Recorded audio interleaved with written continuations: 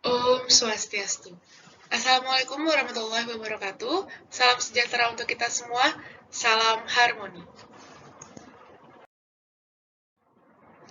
Perkenalkan, nama saya Fitri Adrianti dengan NIM 191303101 dari kelas 5A Program Studi Pendidikan Kimia Universitas Pendidikan Ganesha. Pada kesempatan kali ini, saya akan mempresentasikan hasil kerja saya dalam mengerjakan LKM 2 untuk mata kuliah Praktikum Kimia Organik.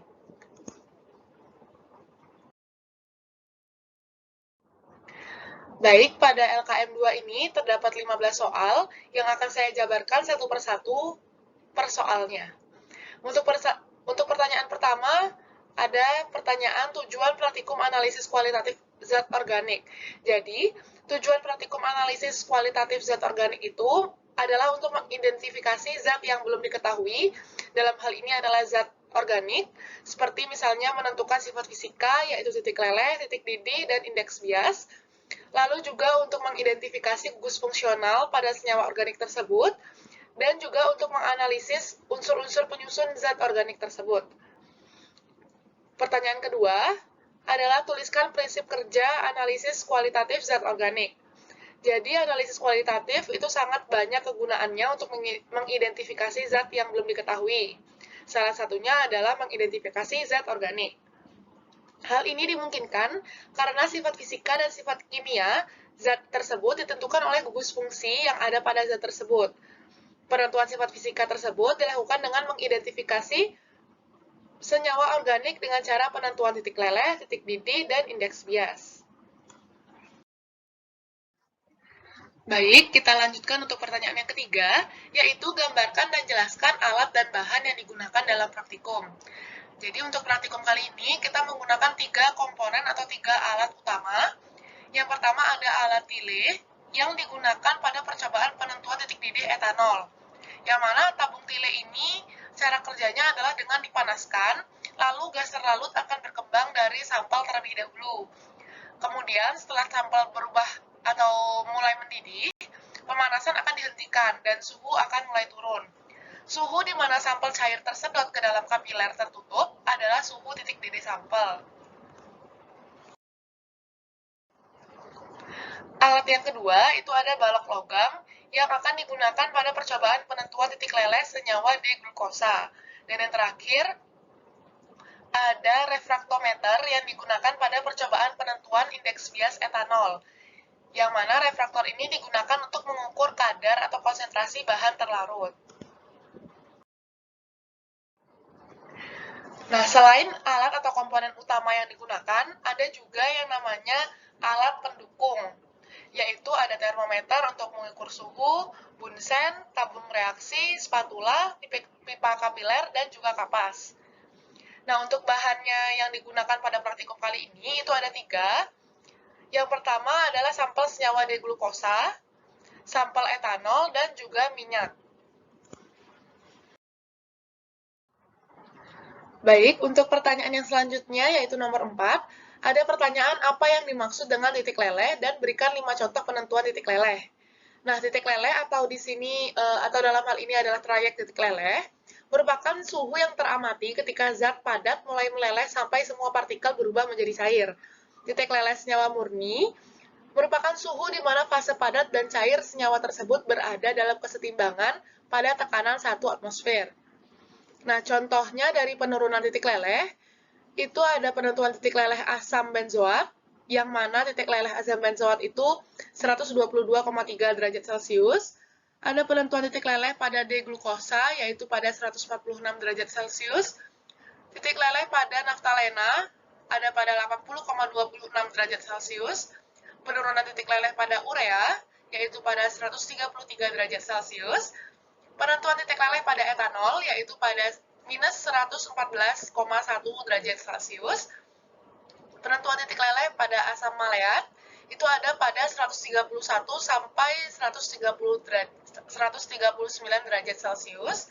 Dan yang terakhir ada penentuan titik leleh asam fumarat, yaitu pada 287 derajat Celcius.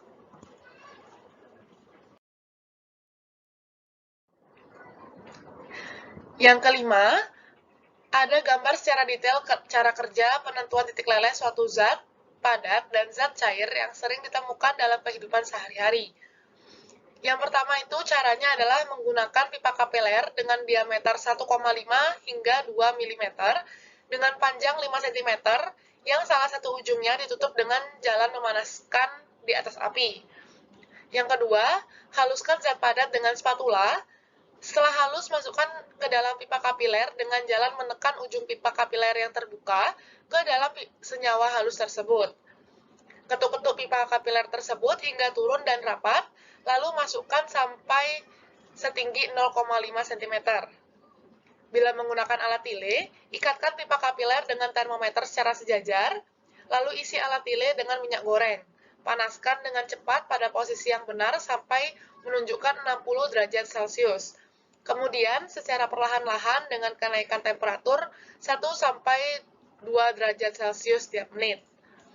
Bila menggunakan balok logam atau melting block, pipa kapiler tidak perlu diikatkan pada termometer karena masing-masing zat bisa masuk ke dalam lubang yang disediakan. Yang kelima, catat temperatur di mana zat mulai meleleh dan temperatur di mana semua zat tepat meleleh. Yang terpenting, trayek ini tidak boleh melebihi dari 1 derajat Celcius.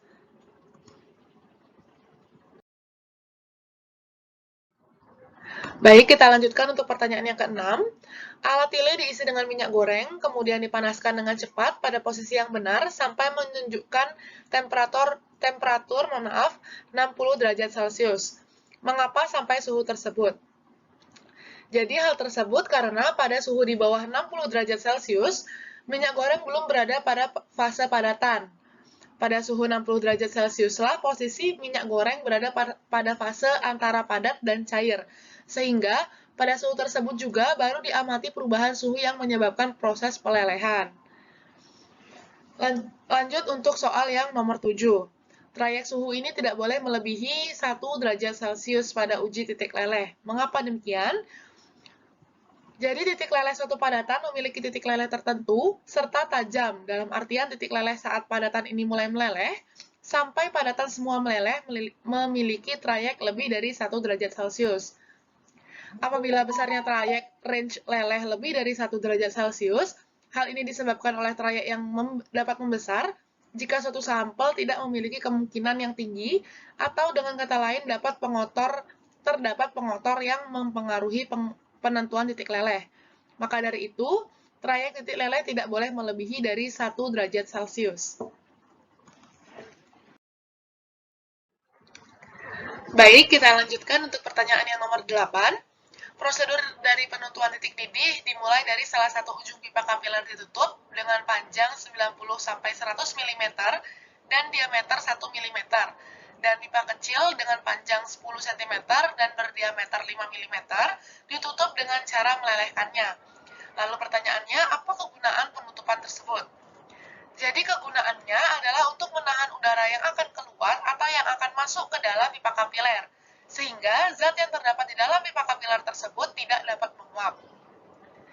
Kita lanjutkan untuk pertanyaan nomor 9. Apa yang dimaksud dengan titik didih dan apa fungsi mengetahui suatu titik didih suatu zat? Jadi titik didih adalah suhu atau temperatur ketika tekanan uap sebuah zat cair sama dengan tekanan eksternal yang dialami oleh cairan. Fungsi dari mengetahui titik didih suatu zat adalah untuk memurnikan suatu zat cair tersebut atau untuk pemisahan larutan.